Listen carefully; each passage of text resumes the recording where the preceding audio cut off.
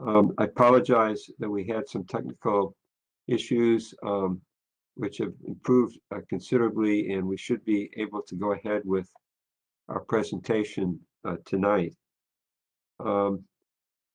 Because we're starting somewhat late, I'm going to quickly mention that this event is sponsored by the Center for Spatial Business, the School of Business and Society at the University of Redlands. We've had a wonderful set of speakers this year. The center also has teaching functions and research activities.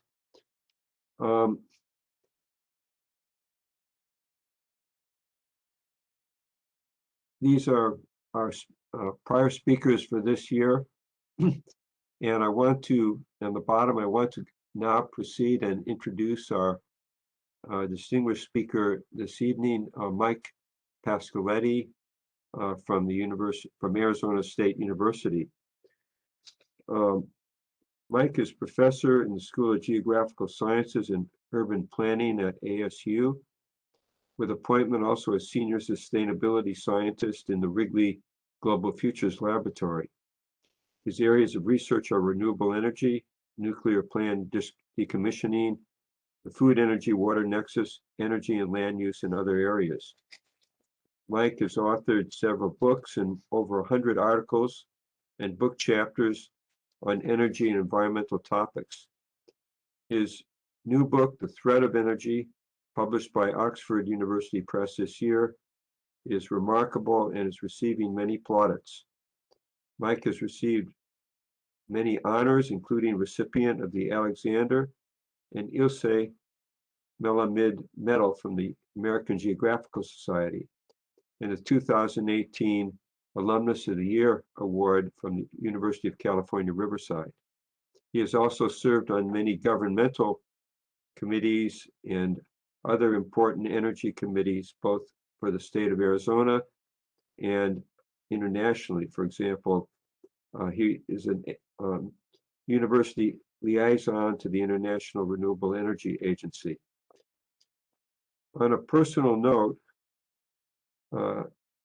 at UC Riverside as a brand new junior faculty in my career, I worked with Mike, a geography doctoral student at the time, as part of a team of 20 researchers on a huge federal grant to study geothermal energy in Imperial County, California. Not only did I learn a lot from Mike about environmental impacts of energy, but made a lifelong friend who is outgoing, fun, amusing, and a scientist at the core. So it's with great pleasure this evening that I introduce Professor Mike Pascoletti. All right, well, thank you very much, Jim. And making sure that you can hear me okay. Can you hear me all right? Yeah. All right. So let me, for some reason, I don't get the echoing that we were getting earlier, so maybe this is going to work after all. All right, so what I want to do tonight is talk to you a bit about the energy business, the world's largest business enterprise, and certainly in the middle of everything that we're talking about in the last several weeks with Ukraine being a pivot point in relations between the eastern and western parts of Europe. And the fact that Ukraine has so much oil and gas and is a breadbasket has put Ukraine in the middle of many conflicts for a long time. I want to talk about, however, one aspect of the kind of business of energy from the standpoint of wind energy landscapes. And I do this because of work that I did not only with Jim back in the late 70s, but also less than a decade later with a co-author of ours, Ed Butler, and we did an article together that's kind of started my career looking at wind energy landscapes. That was in Palm Springs. So all the examples, or almost all the examples I'm going to give, are going to be from the Palm Springs area. So all you have to do is drive east for 45 minutes or so, and you're there. And you can look at all these things yourself.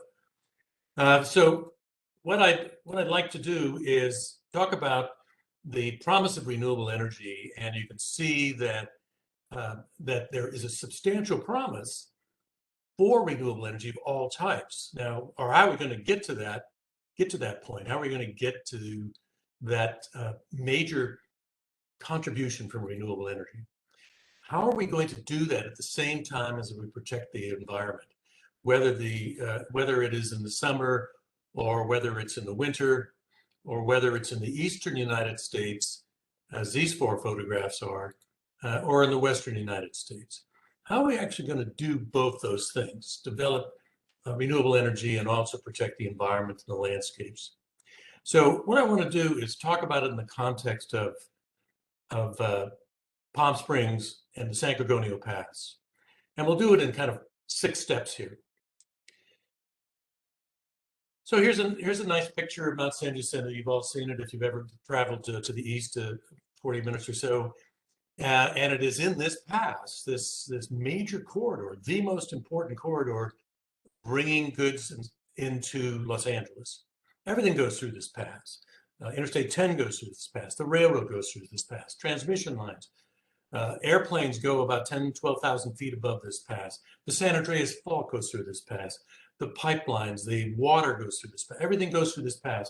So it's kind of fitting that we're going to concentrate on this area with regard to wind. So if you don't know where it is, it's one of the 3 or 4 major areas in California that have concentration of wind power, because that pass concentrates the wind. Here it is in an air photo from the 1930s. I have a lot of interest in this area because my father-in-law and my wife grew up in Palm Springs. My father-in-law went there in 38, 39. His father went there even earlier and built with the first mall in Palm Springs. And then later on, I actually taught at Crafton Hills College, which is not far away from me. So I have a kind of an interest, a personal interest in this whole area. So here's the pass itself, and in 1930s, and then 70 years later, 80 years later, this is the way it looks as you're flying through. So it's a very different place. In Palm Springs, instead of 10 or 12,000 people, there's 25 or 30,000 people, but there's hundreds of thousands of people there. And they come, all of them go in and out of this pass all the time, right through the wind developments at the base of this great mountain. So when I was coming back from Europe one time, I think this was in '85, my father-in-law picked me up, my wife and my daughter, and we drove through the pass. And as we came through the pass, I said, "What is that?" Because when we left, there was no wind turbines there. In 1985, the wind turbines were there. And so my father-in-law sitting out here, which is now a golf course, and my wife sitting here near some beautiful city with Mount San Gorgonio in the background, that kind of keyed me into this whole idea.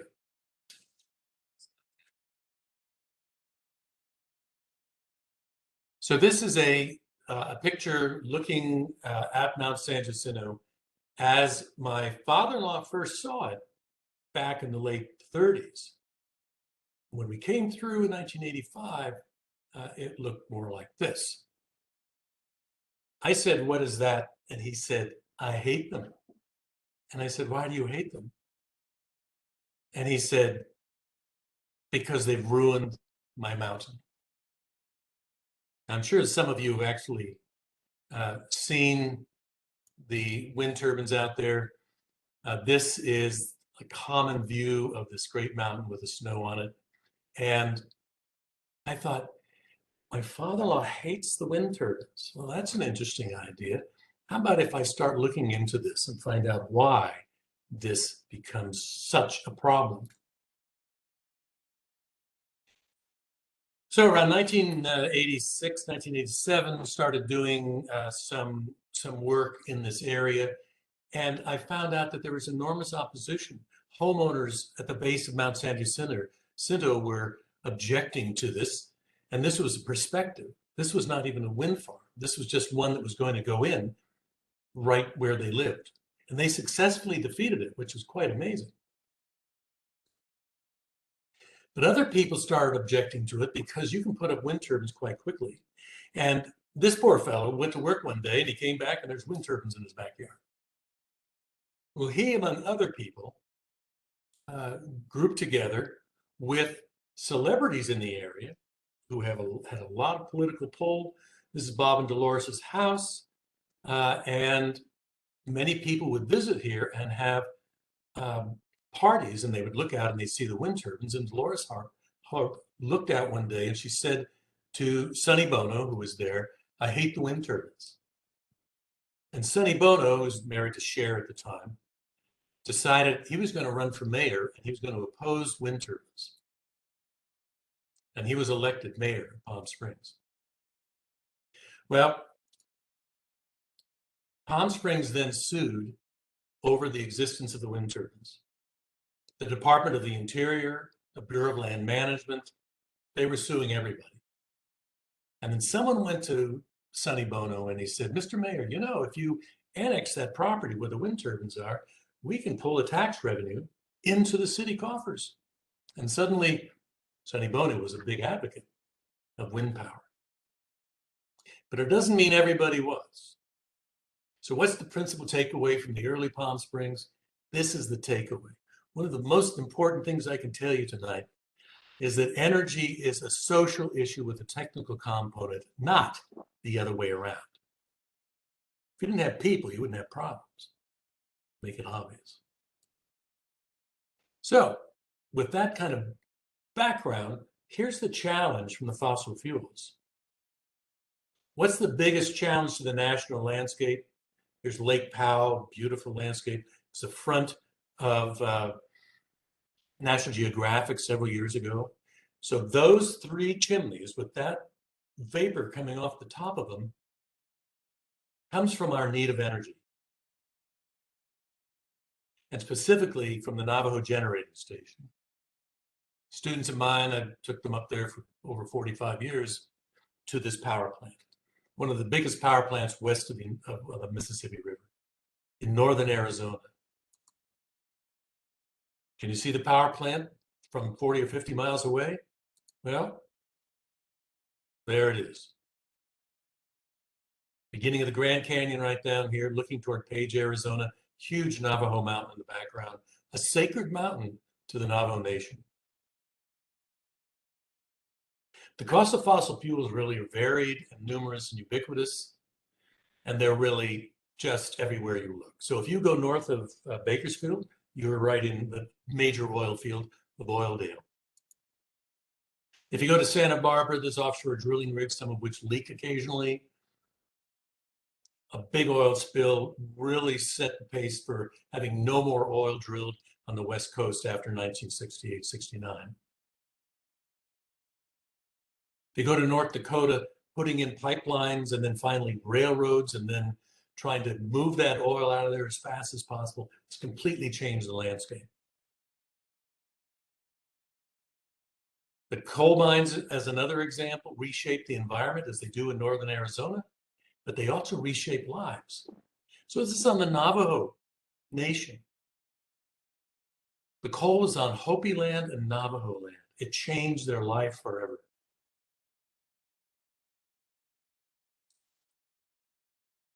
If you go to West Virginia and you see the mountaintop removal that is going on in West Virginia, the changing of the landscape completely, but a holdout resident right down here said, "I'm not going to move."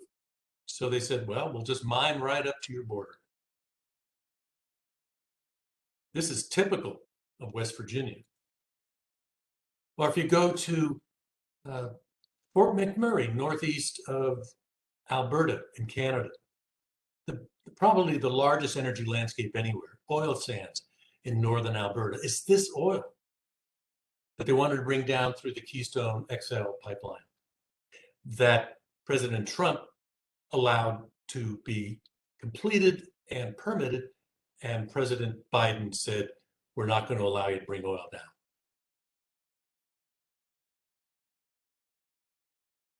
So they said, well, maybe we should develop oil sands right here in Utah.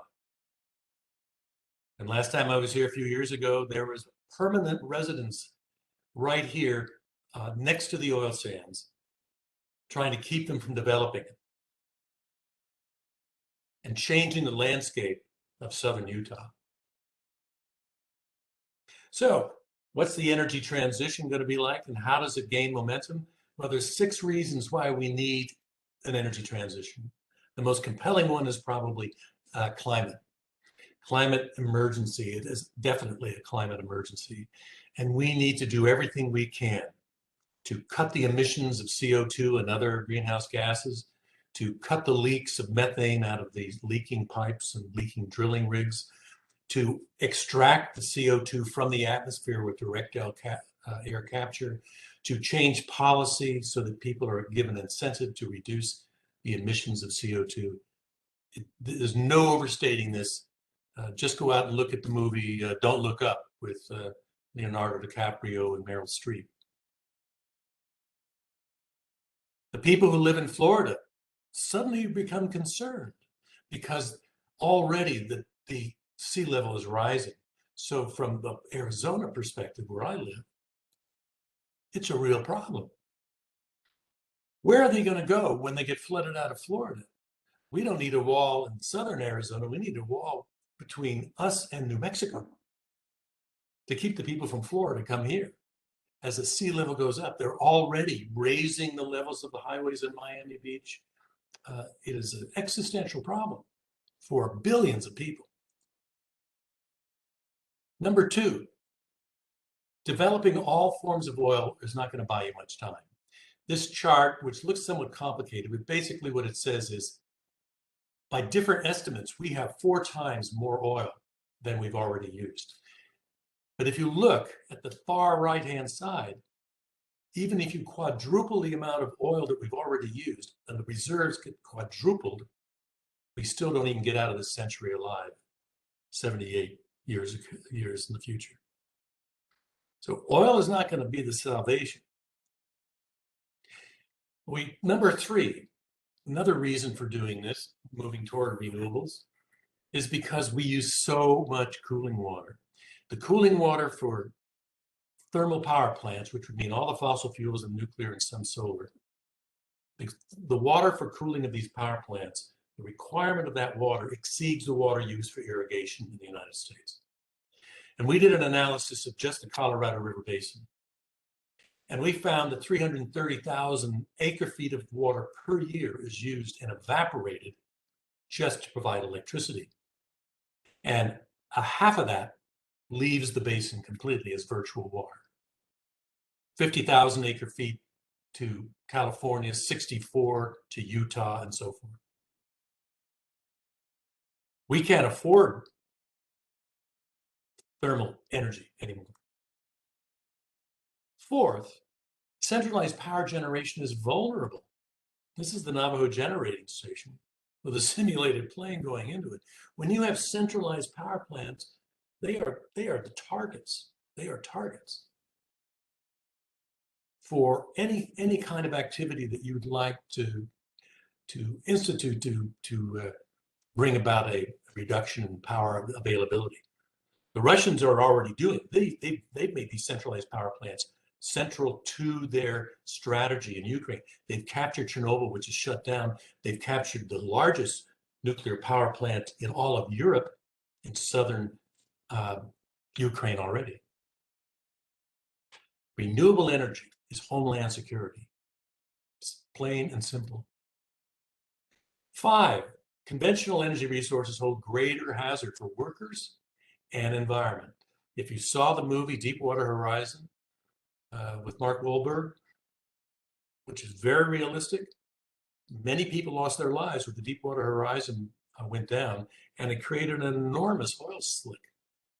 And the people in southern Louisiana and Mississippi and Alabama and Texas are still suffering from that.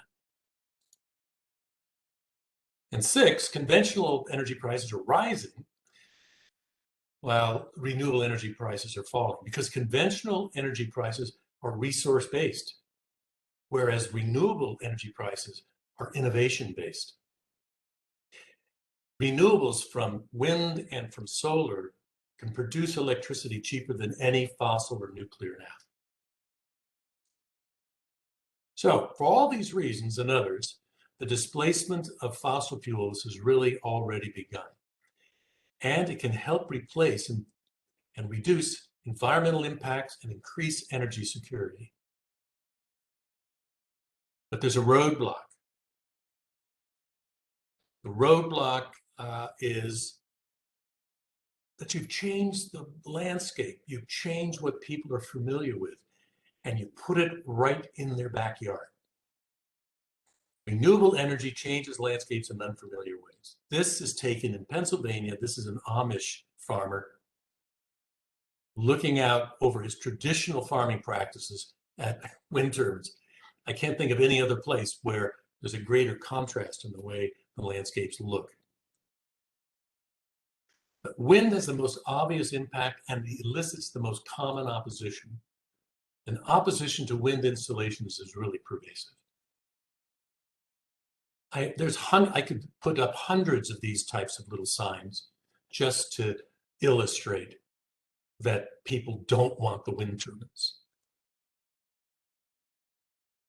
But I think, and we talked about this in this book I did some years ago, it's really all about, they just don't want interference. They don't want it because it's different and they don't like it. They don't like to see it. That's the key. They don't like to see it. So it's almost always about NIMBY, but it's also about fairness. If you look here as an example from Highland County in Virginia, westernmost Virginia, there was a tremendous controversy at Red Oak Knob. Also in Scotland, a tremendous protest in Scotland of this wind turbines that are put behind a castle that's been there for hundreds of years. Or on the Isle of Lewis, far western part of Scotland, they wanted to put in thousands of wind turbines in an area that's only occupied by about 25,000 people. But there was enormous opposition from those people. Here's the Scots expressing their love for wind power.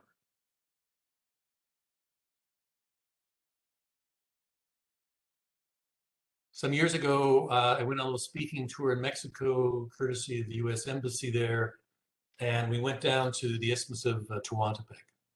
And Tehuantepec is in Oaxaca, and it is the narrowest part of Mexico.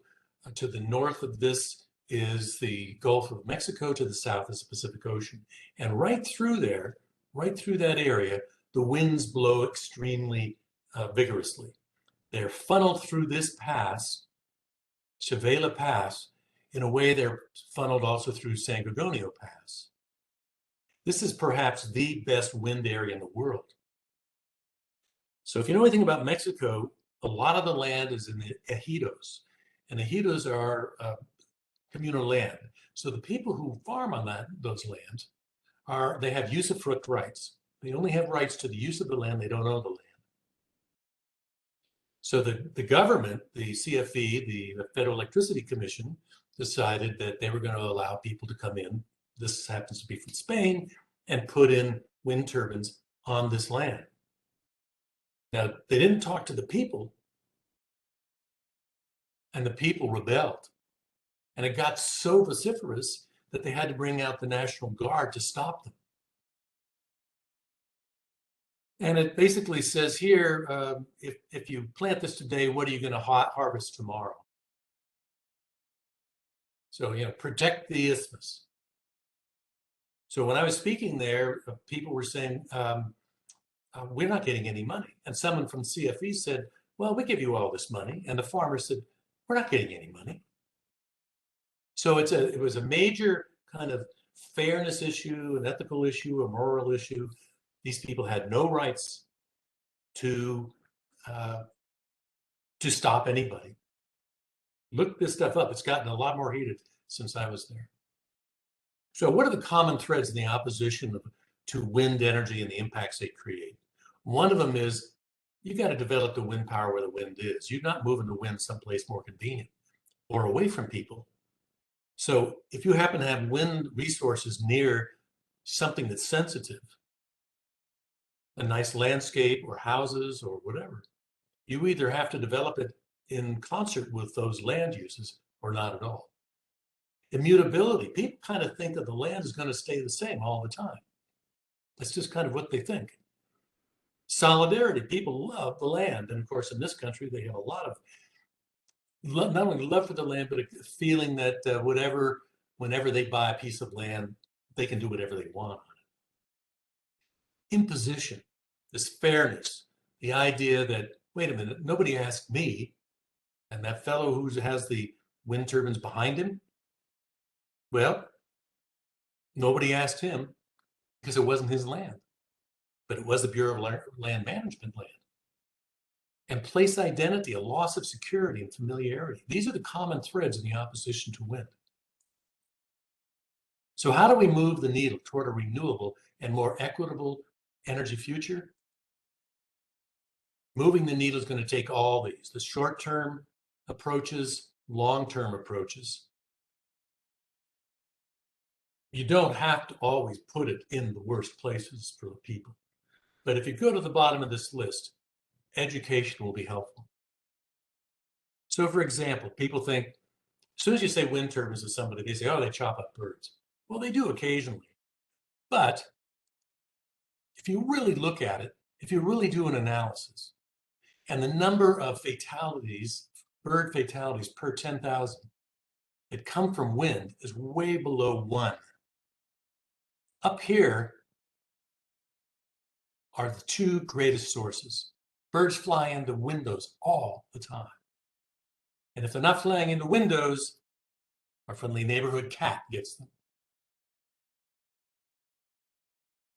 Second, you need to recognize the environmental and social costs of fossil fuels. Oil sands in Alberta, well below out in the Gulf of Mexico, mountaintop removal in West Virginia, air pollution in Four Corners, Indian removals. People were forced off the land, the Navajos were forced off the land so that the mining company could get to the coal. But it's not just recognize the social costs of fossil fuels, but it's also nuclear fuels. These are the 4 major accidents I often talk about in my classes. Things you've never even heard of. Wind scale polluted this whole area of UK and across Scandinavia and into Poland and Russia. In 57, 22 years later, 3 Mile Island. Chernobyl in 1986 contaminated all of Europe, part of Russia, part of Northern Africa. And then Fukushima with a plume going all the way across the Pacific. And most recently, just 2 weeks ago, through the exclusion zone that's surrounding the Chernobyl nuclear power plant, where they had the worst accident ever for a nuclear reactor. In 1986, there's just a sample of the books that have been written about this. And a headline just from the other day: damaged Chernobyl nuclear plant occupied by Russia loses outside power. A very scary prospect. You have to have outside power to keep doing the things that you want to do to keep that closed down reactor safe. And then they made it even worse. They started bringing troops and personnel carriers and tanks through the exclusion zone and kicked up the radioactive laden silt and dust, and just spiked the radioactivity in the area. We also have to realize that we've got to reduce the water needed by thermal power plants. Here's a view from the 200-foot platform at the Navajo generating station looking toward Lake Powell in the background. And a plume coming off during very calm weather. These chimneys are 775 feet tall.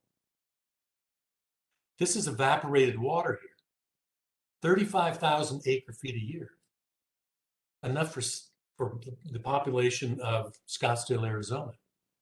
It was evaporated from this power plant. So another thing we need to do is we need to enhance acceptance. So here's 10 things that we can do to enhance the acceptance of renewable energy and particularly wind power. Again, here's Palm Springs, solar in the foreground, wind in the mountain behind it. First, embrace the rewards of multi-use development.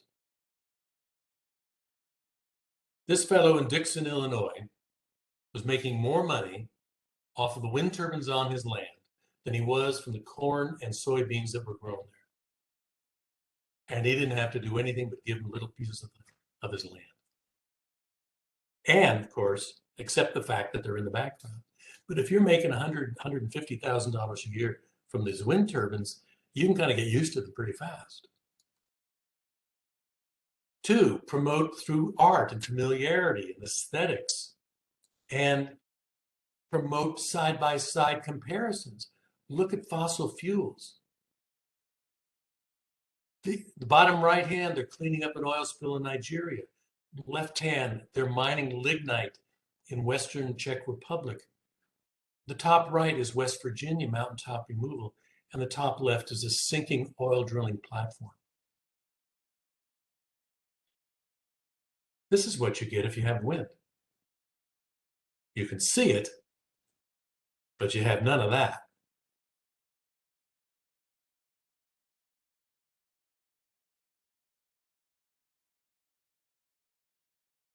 Four, employ visualization tools. We've gotten very good at visual simulation, and you can bring those tools to bear and show people what it will look like in a simulation, which is the bottom photo here, simulation of what it would look like. This is that red knob in western West Virginia. They still haven't built these, and I took this picture 10 years ago. 5, the next thing you need to do is you need to recognize that every resource is different, every culture is different, the natural landscape and the natural conditions are different, the technology is different. If you want to get people to accept the renewable energy landscapes and accept the advantages of them, you've got to really think of them not just all isolated and not just in one place, but you have to think of them in a concert, in a combination of factors. So if you do some of these things, we can migrate from this not in my backyard to what I call please in my backyard.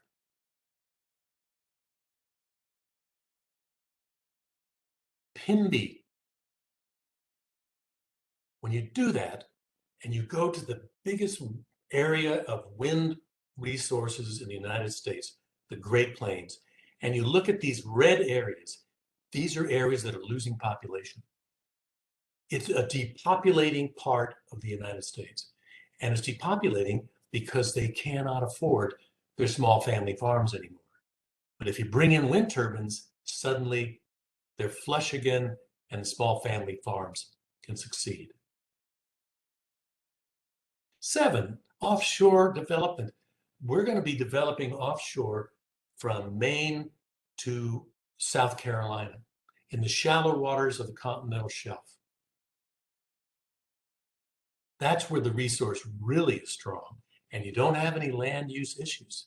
Some people might not like this, but the way it is, they put it out so far that if you're on the beach, it is your thumbnail at arm's length is all you see of those wind turbines.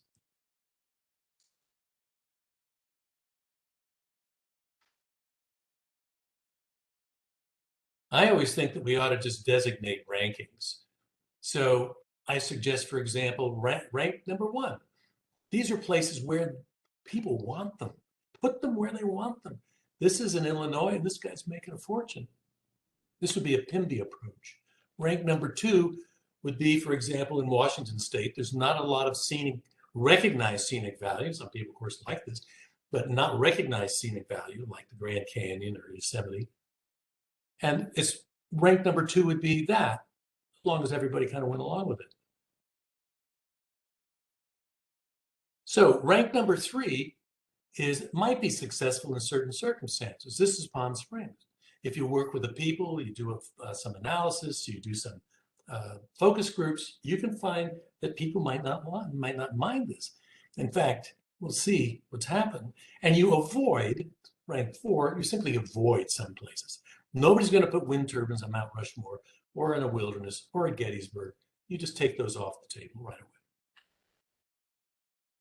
9, you highlight the advantages, low water requirements, This goes down to solar PV. Wind is even less.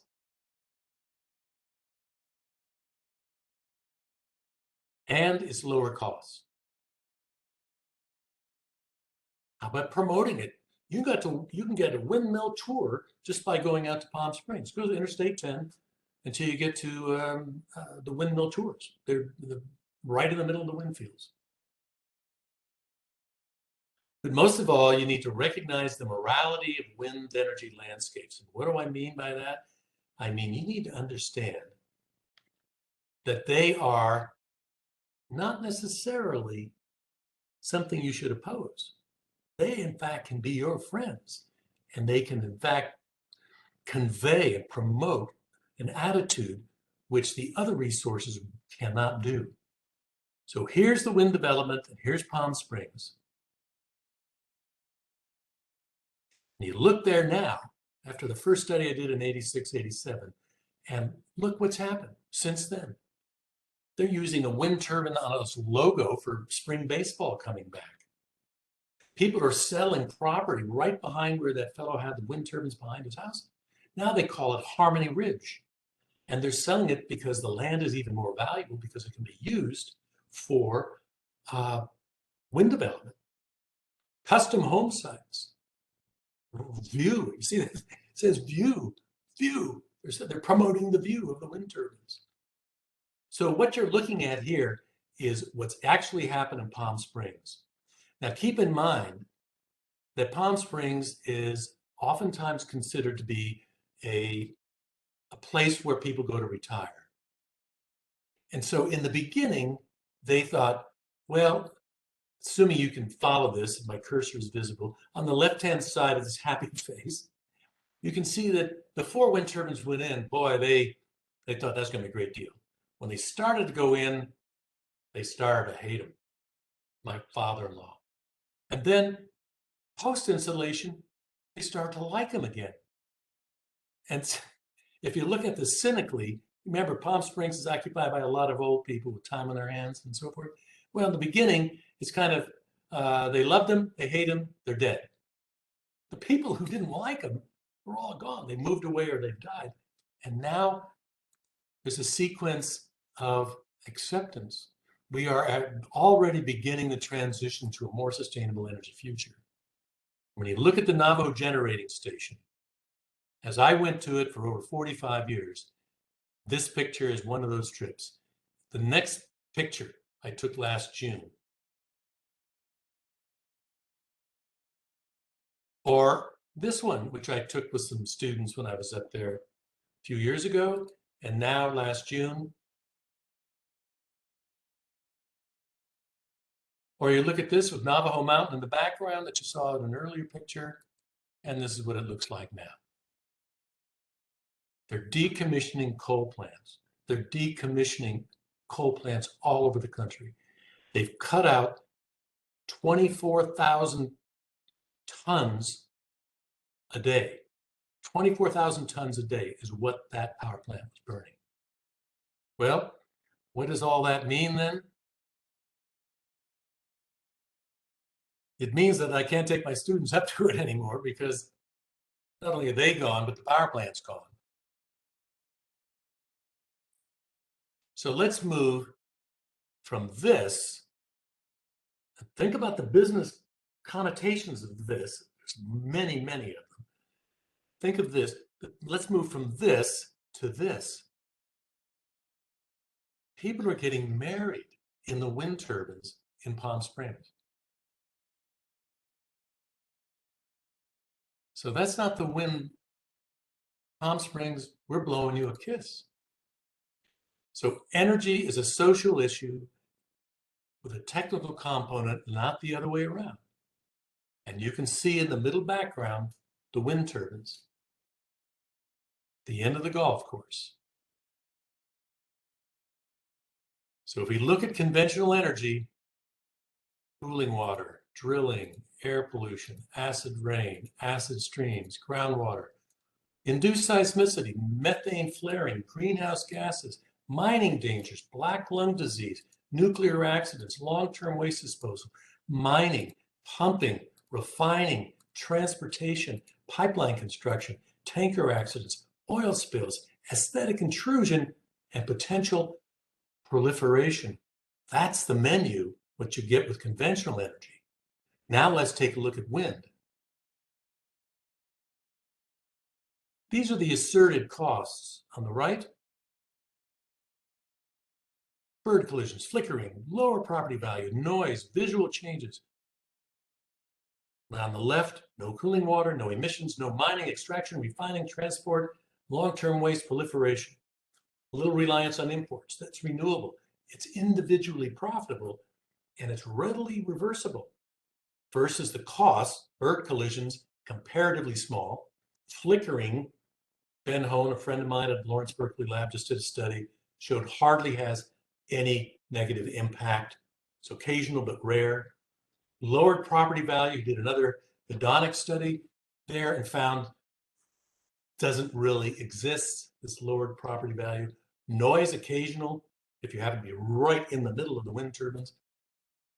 They complained about noise in the Palm Springs area, and I said, well, wait a minute, you're on Interstate 10, there's like 8 lanes of traffic and trains and everything going through there. How can you even hear this?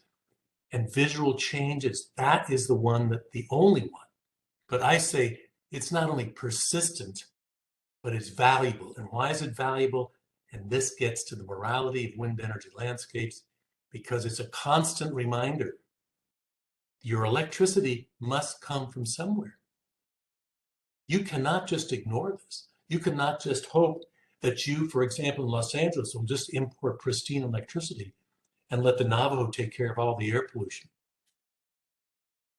You may see them, and it reminds you that it comes from somewhere.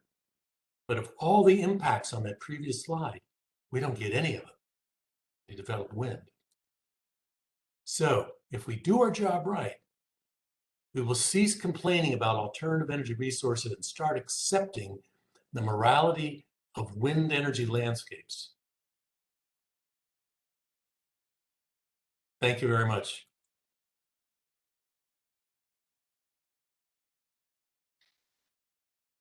Well, that was fabulous. Yes, a warm round of digital or electronic applause. Virtual, your yes. Virtual applause. That's virtual right. applause. Yes, thank you very much. Thank you very much. That was illuminating. It was enlightening and certainly educational for me. Please, on behalf of all of us, I convey my thanks to you. I'm sure Jim will add his thanks on behalf of all of us as well. Absolutely. I'm very happy that you're willing to invite me there. Enjoyed very much preparing this, and of course, seeing Jim again, as always. Absolutely, and thanks for bearing with us as we work through some of the technical issues as well. What an enlightening talk. If you're ready for some questions from the audience, they have been streaming in as you were presenting. I'm going to begin with a few questions that came in from students first, and then we're going to turn to questions that came in from perhaps from faculty colleagues. So one of the first questions that came in is very interesting, again, has to do with the aesthetic aspects of wind energy, which you spoke to towards the end.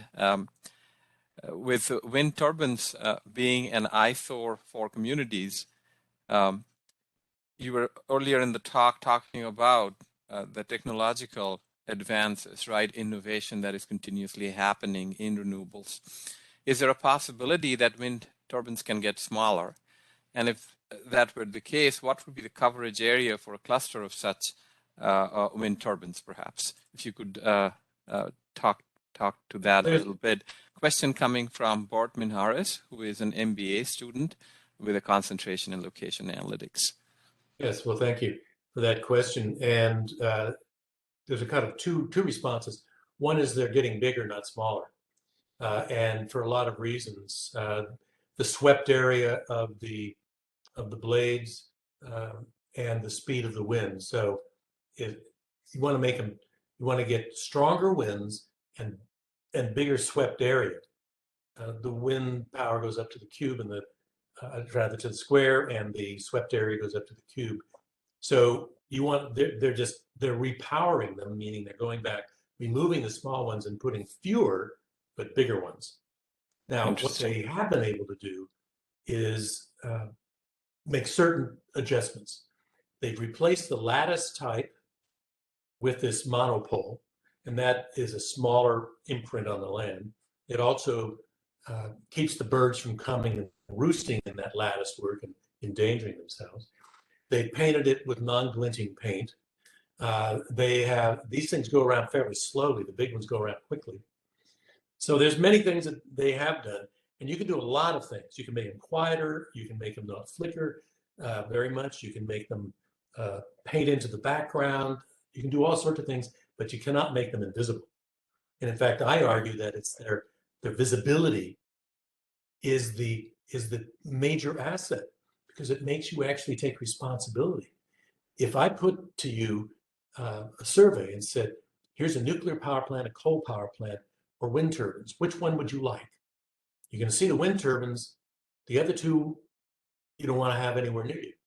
And you say, well, I could put them, out of view, and I won't have to worry about it. Well, that's where the morality comes back in. But thanks for that question. And speaking of, putting them away in a manner of speaking, this question is again from a student who is pursuing a certificate in business location analytics, John Halcon, who also happens to be at Walgreens. And John's question has to do with what is the overall contribution of wind facilities or wind turbines that are located offshore, perhaps? They clearly would mitigate visual pushback, but might there be a way to accommodate much larger demand as some of these visual/aesthetic issues are mitigated? If I understand the question, putting them offshore, is that the question? Yes. And what would be the overall contribution? Are they as effective? It's an enormous contribution for a lot of reasons. Not only do you avoid the land use conflicts, and you can put them pretty much out of view because they go pretty far out. But the winds are stronger there. So it costs you more to put them in, but they return more on that investment. So it's in fact, I think President Biden has opened up the whole Eastern Seaboard, and they're about to put in, at least there's plans to put in 3 installations, I think, in the west coast of the United States. The first one off Morro Bay. Now, that's deeper water. The East Coast is shallow water. West Coast is deep water. So they're going to have to be even farther out. They're not going to be tethered to the ground, or rather, they're not going to be affixed to the floor of the ocean. They're going to be floating. So I always wonder if that's going to create some pushback from the people on the shore. I've been assured by various people that, in fact, it won't. But we'll see. California is pretty aggressive in opposing things. Wonderful. The possibilities are exciting, and innovation continues to happen. That's where the promise lies, I suppose. Pivoting to public policy for a second. You earlier on the talk, you spoke about the NIMBY sort of phenomenon towards PIMBY, right? More Yes. in my backyard, sort of. What is the role of public policy, if you could speak to that, in shaping the public's outlook towards wind energy landscapes? And I also wanted to ask you, are there any good examples of impactful public policies from anywhere in the world, not just in wind perhaps, that may have shifted public sentiment about just renewables broadly, or maybe wind energy landscapes more specifically? Yes, well, there's several parts to that, the answer to that. There are policies that have been established by the U.S. Congress, an investment tax credit and a production tax credit, for example. So an investment tax credit means that you get a credit for the amount of investment that you've made. You don't even have to turn them on, but the investment. Production tax credit is you get a certain amount of money back for every kilowatt hour that you generate. So those are policies that have had a huge impact on promoting wind power. There's also more local kinds of policies. So for example, Palm Springs has, and Bureau of Land Management there, have established, they've hired people who are experts in this. They've established policies associated with this. The people who want to develop the the wind turbines have to go through a series of steps on BLM land or Palm Springs land. So there's policies to facilitate that. They can also do such things as, well, we are going to have industrial policies, that is internal to the companies. They can come in and say, our policy is that we're always going to talk to the people first. So always the question comes up, when do you engage the people? Do you tell them early in the game that wind turbines are going to come? Or do you tell them late in the game and then it's too late and they're going to start opposing it? You got to figure out exactly where you're going to get people's interest. But you come in, you usually have focus groups. You tell them if you tell the landowner this photograph that I have here is at Wolf Ridge north of Fort Worth. This fellow is making grazing money. He's making money from his oil, and he's making money from his wind. When you tell somebody they can use the land to make money in 3 ways, opposition tends to go away. Excellent. Couple more, and I'm keeping an eye on the clock. I do see Jim has a raised hand as well. Tell us a little bit about the disproportionate impacts that you were talking about at several points in your presentation of conventional energy producing facilities in marginalized communities. Is there any contemporary research that examines impacts of any kind of wind energy landscapes in similar communities? Well, there's a great deal of research now. When we started, when Ed Butler at UCR and I did this in '87, there was only Rob Thayer at UC Davis was the only one in the US that I know that was also doing it. Martin Wolfsink from the Netherlands was doing it in Europe. But it's really caught on. A great number of people now. If you let me go back here for a second, I'll show you this. This is if I can get back to it easily. You should get a hold of the book that I put up here. I can get to it. There's other ways to do this, I suppose. But the book that I put up there, The Renewable Energy Landscape, has got hundreds of citations in it. So I recommend you get that book. This is kind of a reverse presentation.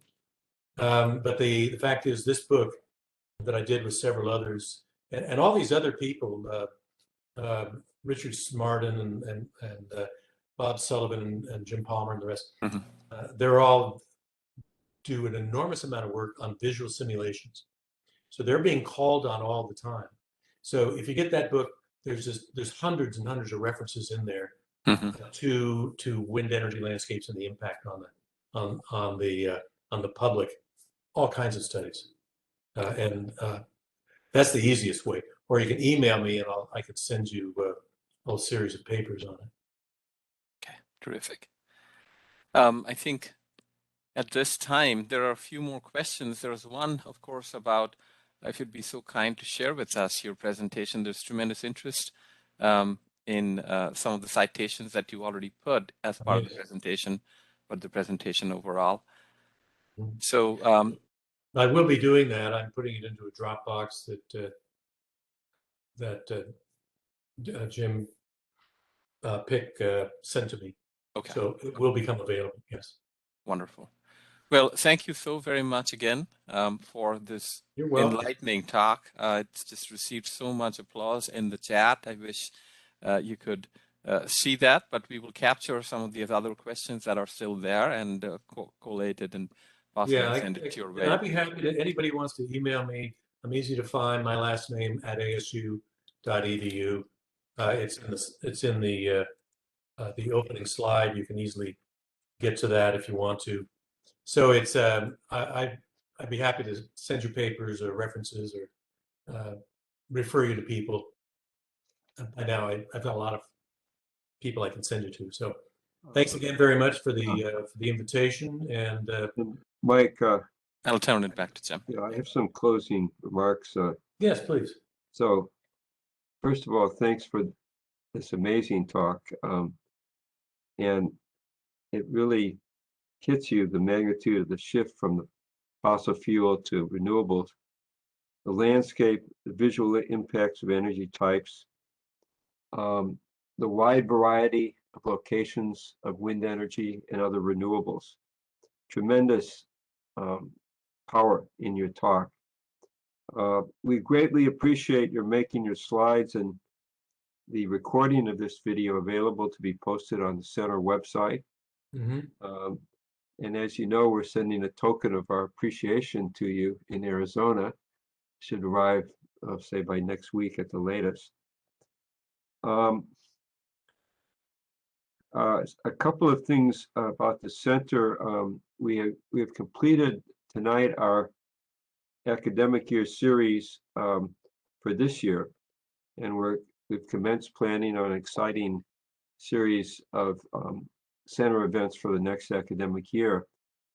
And also for people here that remember, we probably will be returning actually to on-the-ground dinner events in the Casa Loma room on campus. And I'm sorry we couldn't invite you over for one of those events. Maybe in the future we'll be able to do that.